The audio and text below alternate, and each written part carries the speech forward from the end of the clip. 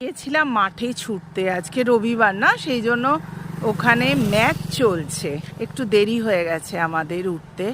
আর গাছটা দেখো ফুলে ফুলে ভর্তি হয়ে গেছে, একদম হলদে রঙের ফুল। সামনে এনে দেখাচ্ছি, কি দারুণ। রবিবারের স্পেশালে সবাইকে স্বাগত বন্ধুরা। এখান থেকে ব্লগটা স্টার্ট করছি। আজকে একটু হাঁটাহাঁটি করতে চলে এলাম, অবশ্য দেরি হয়ে গেছে কারণ আজকে আমাদের কর্তামশাই একটু দেরিতে অফিস বেরোবে, তাই জন্য এখন ঘড়িতে 9টা বাজে।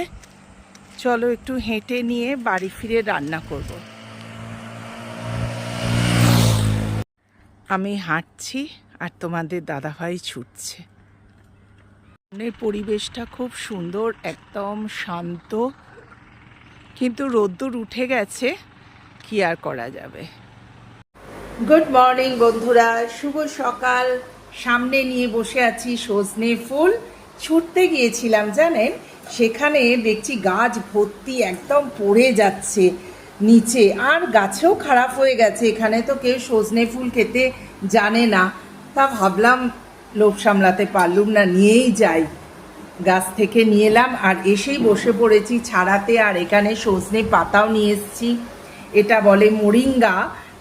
এটাকে সবাই বলে খেতে খুব ভালো, এই যে পাতা শরীরের পক্ষে, তাই এটাকে আমি ভেজে শুকনো ভাতে খাবো, তাই জন্য এনেছি। কেমন লাগছে দেখুন সকালবেলা। চলুন আগে বাড়াই। শেষমেশ আমি ফুলগুলোকে ছাড়িয়ে নিলাম আর এখানে জল দিয়ে ভিজিয়ে রেখেছিলাম সজনে গাছের এই পাতাগুলো।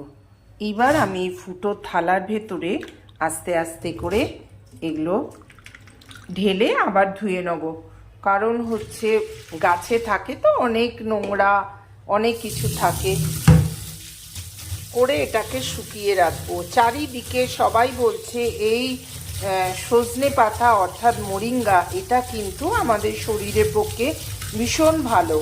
যাই হোক, অনেকে অনেক পদ্ধতি বলেছে, দেখি আমি কি করে খাই। এটাকে ধুয়ে নিয়ে এবার আমি রোদ্রে শুকিয়ে রেখে দেবো। এবার ব্যালকনিতে এসে একটু রোদ্দুর আছে, দিয়ে দিলাম এটা শুকোতে। দেখি একটুখানি জলটা টেনে নিক। এরপর বানিয়ে নিচ্ছি সকালবেলা ব্রেকফাস্টে গরম গরম রুটি। আর এখানে দেখো বিট গাজর আর সব কিছু দিয়ে, সবজি দিয়ে একটা মিক্স সবজি বানিয়ে নিচ্ছি।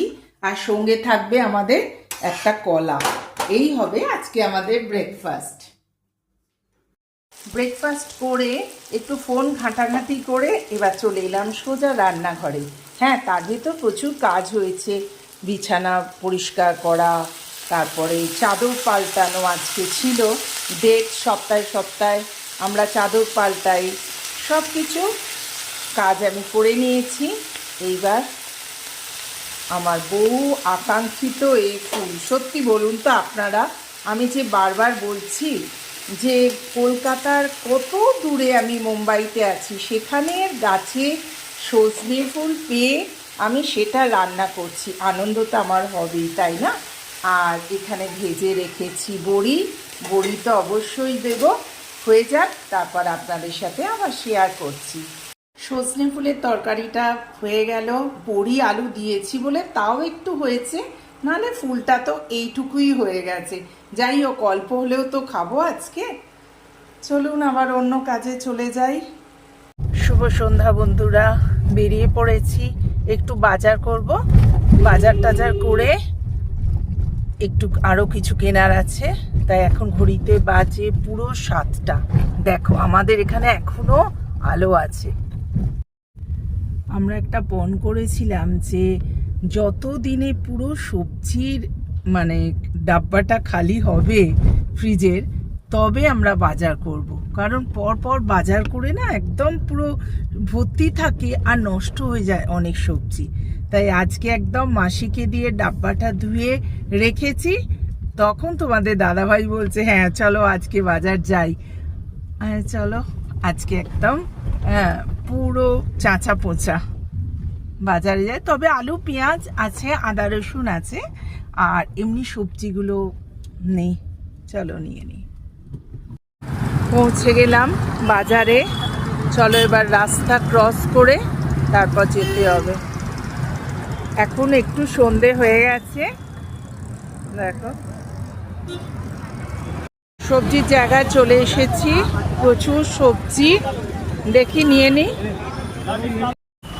আর সামনে একটু ফুল নিয়ে নিই গোপালে। চারিদিকে দেখো ফুলের দোকান, এখানে বাইন্ডিং হচ্ছে।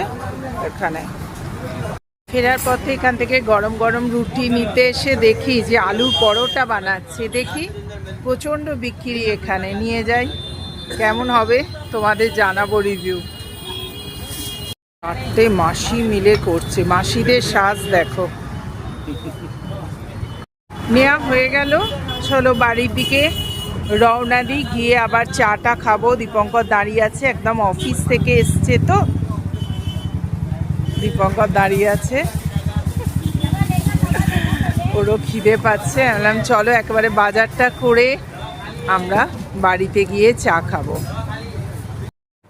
অলরেডি চা বসিয়ে দিয়েছি, দিয়ে দেখো তোমাদের দেখাই কত ফুল এনেছি। এইগুলো না 20 টাকা করে নিয়েছে, এত মানে ভালো দেয় না মাসিরা, ওই জন্য মাসিদের থেকে নিই জানো, গ্রামের একদম গোটা সমেত। আর এইখানে যখন দোকানে কিনতে যাই না, এইটার এইটুখানি দেয়। আর যেহেতু পুজো করতে গেলে ফুল তো লাগেই, দেখো কি সুন্দর নিজেদের গাছ থেকে যেরকম আমরা নিই না ফুল।